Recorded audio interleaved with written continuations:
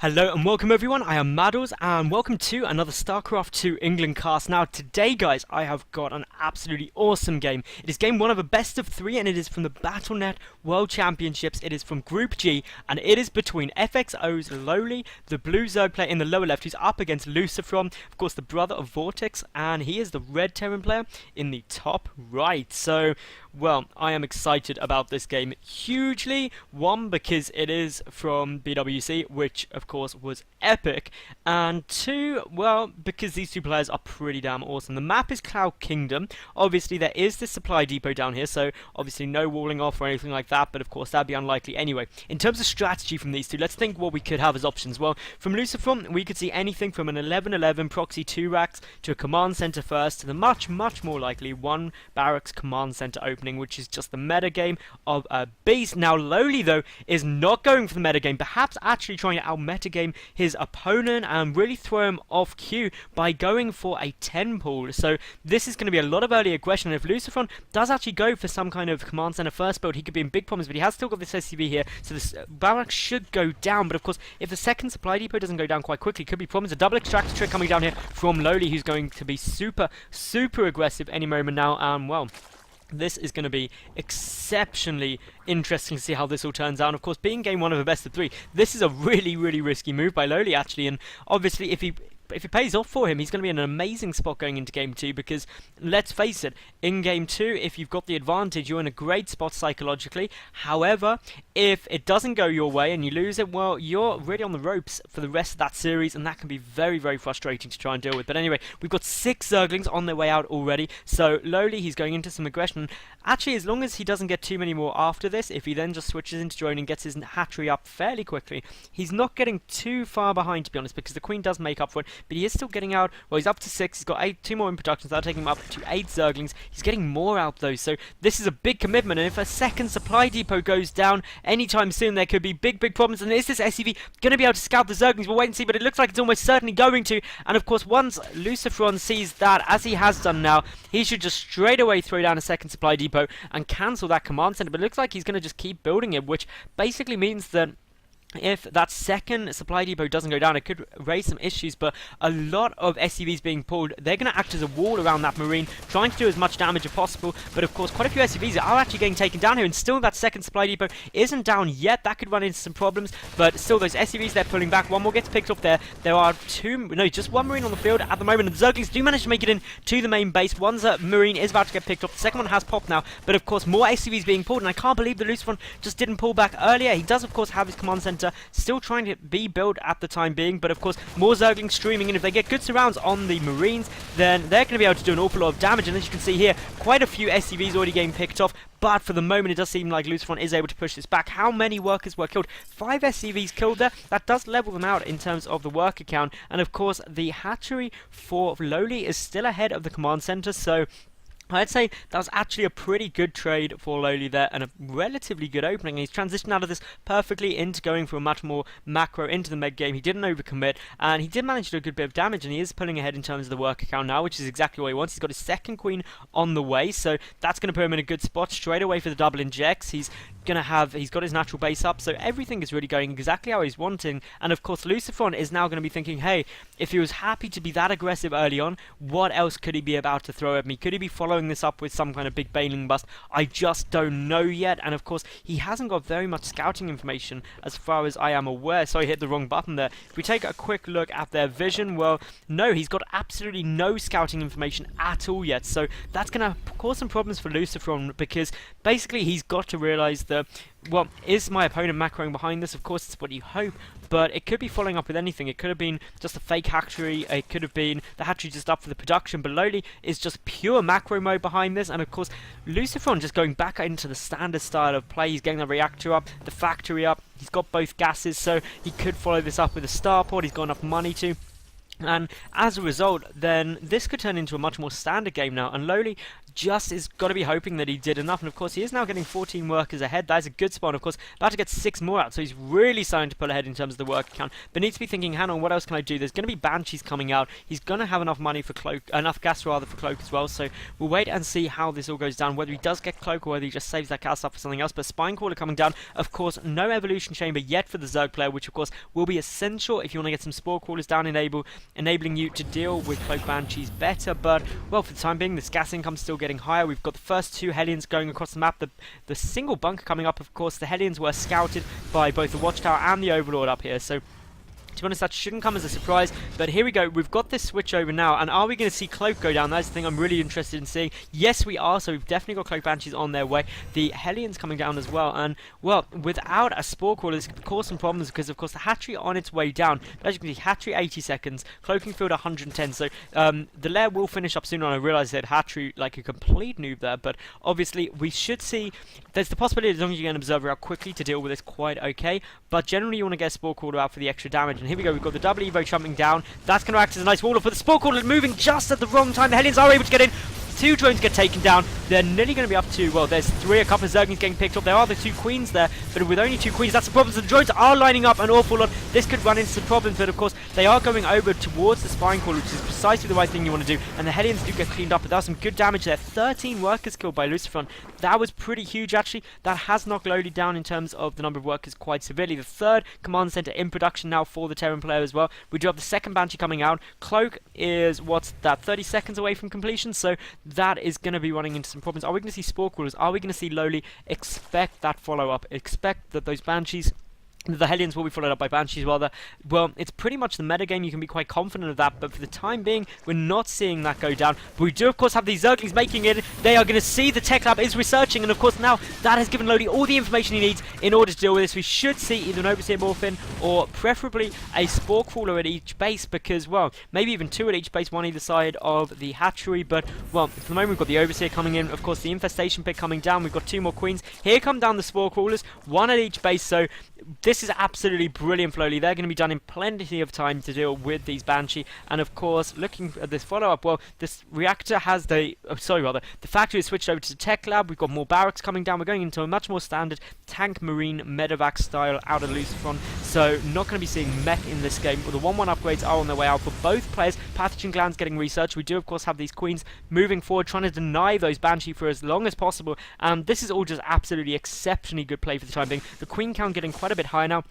And basically, the 3 Queens can now just come and sit down here and really force back both the Hellions and the Banshees. So that is going to be awkward. The Overseer, of course, following them. As you can see, this single Overlord generating creep at the 3rd base. That, of course, will be very, very irritating. Some Hellions have managed to get in, though. They are getting cleaned up quite nicely, though. Only a handful more workers killed, then. If we look, actually, the worker count pretty equal. So we do need to see LucifroN get this 3rd base up quite quickly and start droning a lot more heavily. And the reason he doesn't drone more on 2 bases is because he is completely saturated at both of his bases for the time being. So there's absolutely no need for him to get more up for the moment until that 3rd base. So that's a good play out of him. The 1-1 upgrades are about to kick in for those Zerglings. And, of course, Pathogen Glands finish. We should see the first few Infestors popping soon. Although, actually, we don't see any on the field yet. There was no one queued up ready to go. So I'm quite surprised at that. But we do have LucifroN getting up Siege Mode. He's getting up Stim. He's got the 1-1 upgrades nearly finished as well. But 11 drones on the way out for the Zerg player. The 3rd base nearly done. I assume that the rally points are there. Yep, we do have those down to the 3rd base. So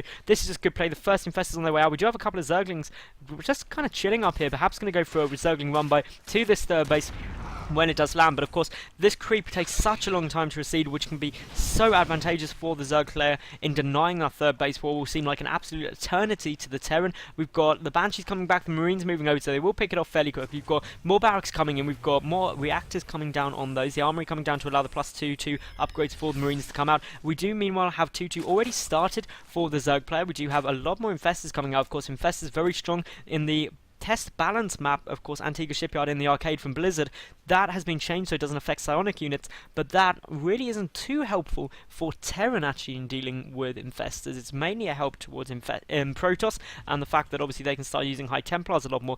Ghosts are still a viable option, but of course Ghosts are a bit of a sideways tech option for Terran, so we'll wait and see whether LucifroN well, obviously you can't in this map, but whether the metagame does transition to that, and how effective Infestors are going to be in this game for the moment. Some good fun growth go down. Those 2 Banshees picked off incredibly easily. They didn't do much damage at all. They did not pay for themselves. I don't even think they picked off a drone, so that is going to be a big problem there. Looking here, LucifroN exactly where he wants to be, about 75 workers. That's good. Needs to start thinking about taking his 4th base, though, because of course the Terran is up at 3 bases. The missile turret's there, but we've got a Zergling run by, and that tank isn't sieged up for the time being. That is going to be incredibly irritating, because we should see quite a few of these SUVs get picked off. Just a couple killed, and then the pullback. The harassment potential absolutely huge with Speedlings, and obviously it keeps the Terran player pinned back to their base in order to try and defend everything.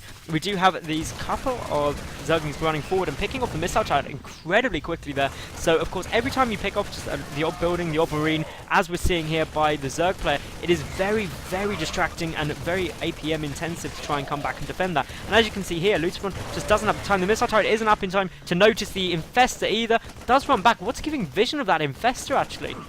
I genuinely... there's a second missile turret there. So as you can see, just a couple of infested Terrans getting lobbed down, but of course they're managing to pick off a marine or two, which is always good. This 4th base getting sieged though by LucifroN. The tank's not even sieging up at the moment. They're just pushing forward ASAP. The 2-2 upgrade's about to come in for the Zerg player, but not much in the way of units on the field. We're going to have to see some very, very good fungal growths. One goes down. It doesn't get quite enough units in my opinion.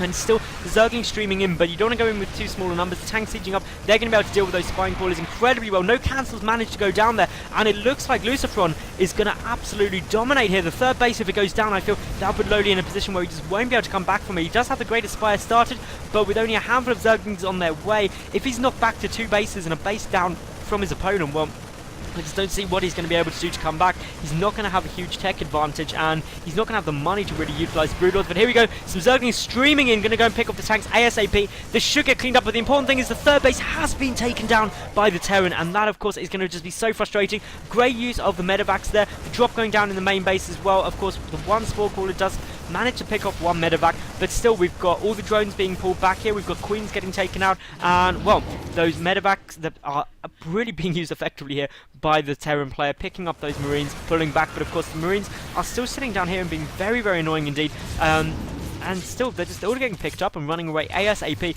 But LucifroN is now in absolutely huge problems, like massively huge problems, due to the fact that he's now on 2 bases, and a 2-base Zerg is not really that competitive, to be honest, and he doesn't have a huge amount of money banked up.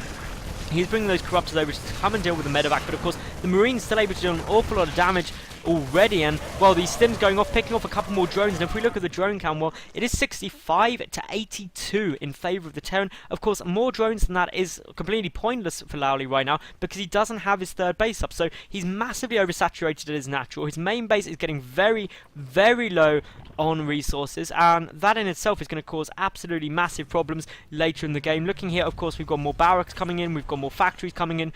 LucifroN really just in absolutely mass macro mode. He's got his 4th base up, it's morphing into a planetary fortress. He's got a good defense force there. The 3rd and 4th base trying to come down again for the Zerg player, but of course that medevac running those units back should get picked off though by the Corruptors, so they will go down. But in terms of the loss tab, you can see the Zerg player not engaging cost effectively here at all, losing about just over 2,000 more resources than that of the Terran, and as a result of that, that is just never going to be a good position, especially when your income is a lot lower. I mean, the income here, nearly half of that of his opponent, and that is going to cause some massive issues going into the late game. A couple of Infestors getting picked up, some fungal growth do go down. Zergling streaming in from every side. It's a good attack angle for the Zerg player, but is it going to be enough? Well, it's going to be pretty close. The lack of medevac support is really, really hurting this infantry at the moment, because of course no way to heal up between the stims, but is there just too many units? A single scan goes down, sees the Infestors. That is incredibly annoying for LucifroN. He gets another scan off. He's going to go and try and pick them all off. This 3rd base, if it gets cancelled, is going to put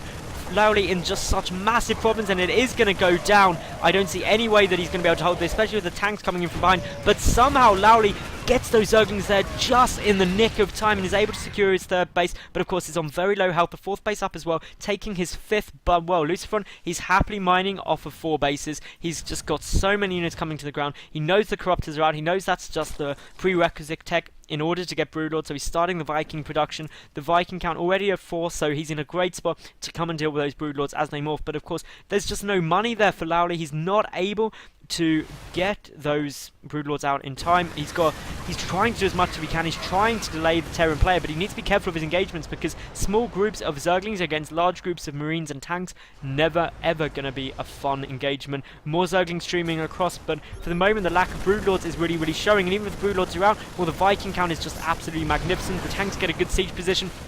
We do have the Zerglings moving across for the time being, those Vikings picking off the Corruptors, but well, as you can see, there's just a stream of red units coming out of the production facilities of the Terran player here. The tanks siege up, but a bit too late, and they do get picked out. A couple of good fungal growths come out, and LucifroN staying in this by an absolute miracle, but really the supply says it all. He's 50 supply behind, and that is really hard to come back to. The chain fungals on the Vikings are good, but of course, without any Broodlords on the field, those Vikings weren't doing much for the time being. Double command centers in production out of the Terran as well here, so just expansions going down everywhere. This 5th base trying to be retaken, but well, what do you do when you're in this situation as Zerg? You've got to try and expand, but you can see here, the money is just where the problem is coming from. If we look at the income tab, LucifroN just getting so much more than his opponent at the moment. Of course, this 4th base is vulnerable. The 3rd base is very low on health, so if that gets taken out, it'll be big problems. Of course, the main base is mine out for both players. Naturals getting pretty low as well. We do have a Zergling run-by coming in, though, and this could be absolutely brilliant for LucifroN at the moment because, well, there's nothing sitting here to defend, and if he times it right, when all of the units move out, which would appear to be right about now, those Zerglings could actually do a huge amount of damage because they are 2-2 already. They don't have adrenal glands though, but in the price that LucifroN's going to pay for this could very well be his 4th base, and I just don't see any way these units are going to be able to defend it because the supply difference is absolutely massive. LucifroN has done good to hold on. He's going for a Zergling counterattack, but he's lost his 4th base. Now in come the Zerglings. The bunk's in a good spot. We do have the Banelings connecting incredibly well though. For the time being though, a lot of these reinforcements getting picked off. This is where most of the action is though. LucifroN has got to defend what is an absolute nightmare push for him. And these Zerglings though in the counterattack are doing absolutely brilliantly, picking off so many units. They won't be able to take out the Planetary Fortress, but they can clear out an awful lot of the production facilities.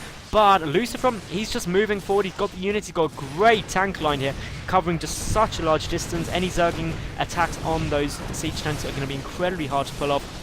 Of course, now the natural base and most of the production facilities are really in the target here. A couple of infested Terrans coming down, and well, there's no detection, but there goes down a scam. Perfect timing. Those infested Terrans may be able to pick off a tank or two, especially if they focus fire, which would be absolutely brilliant. But no, all the tanks survive, some with only a handful of hit points each.